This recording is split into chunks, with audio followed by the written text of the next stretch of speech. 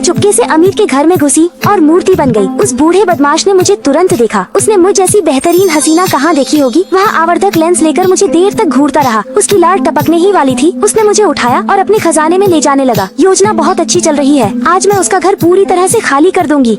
हे भगवान, यह कमीना बहुत अमीर है। अगर मैं यह सब ले जाऊं तो 8 जन्मों तक चाय पी सकूंगा। मैं इतना उत्साहित था कि लगभग खुद पर से नियंत्रण खो बैठा। मैंने तुरंत अमीर का सोने का अंगूठी छीनकर निगल लिया। अरे वाह, एक खजाना पेटी भी है। इसमें कितना पुराना सामान होगा। मुझे यह जगह बहुत पसंद है। अमीर मुझे छोटे खजाने में ले गया, खुशी से मुझे चूमा और संतुष्ट होकर चला गया।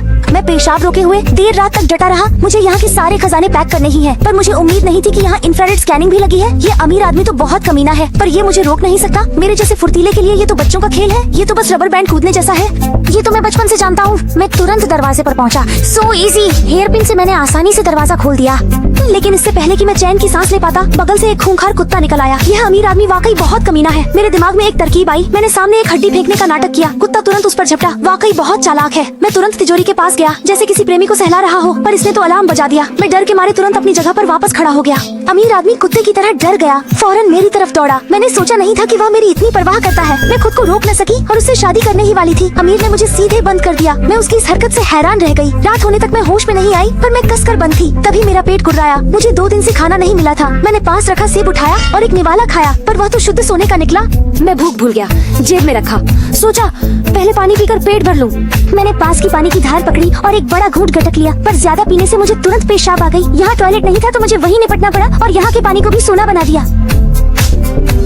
अगली सुबह जागा तो अमीर आदमी चिकनाई लेकर हमें रगड़ने आ गया। उस गंध से मैं वहीं मर जाता। इससे भी बुरा, मेरे शरीर का रंग उतर गया था। मैंने तुरंत स्प्रे पेंट निकाला और रंग भरने लगा, पर देर तक स्प्रे करने पर भी कुछ निकला नहीं। अमीर आदमी मेरी सुनहरी हसीना से डरकर जमीन पर बैठ गया। उसने तुरंत फोन निकाला पुलिस को बुलाने के लिए। मेरी आंखें आंसुओं से भर गयी। मैंने उससे गिड़गिड़ाकर दया मांगी। मुझे लगा वो मान गया, पर उसने मुझे वापस तिजोरी में खड़े होने को कहा। मरना नहीं, जीना बेहतर है। लेकिन जब मैं निकला तो चुपके से वह सोने का मोमबत्तीदान उठा लिया, पर वांकाई के गुआपी ने मुझे रंगे हाथों पकड़ लिया। उसने पुरानी दोस्ती का कोई लिहाज नहीं किया, तो मुझे उसे बेमन से वापस रखना पड़ा। पर अमीर आदमी फिर भी संतुष्ट नहीं था। मैं डर के मारे कांप उठा और सोने का सेब मेरी जेब से गिर गया। कुत्ता खुशी से अपने बड़े दांत दिखाने लगा और अमीर भाई ने मुझे शादी का गाउन पहनाकर उस पर सोने का पेंट कर दिया।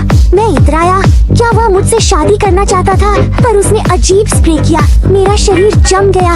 मैं शरीर हिलाने की कोशिश कर रहा था, पर सिर्फ आंखें और उंगलियां ही हिल रही थी। इस पल सब समझ आ गया। शहर के दांव पेंच गहरे हैं। मैं गाँव लौटना चाहता हूँ।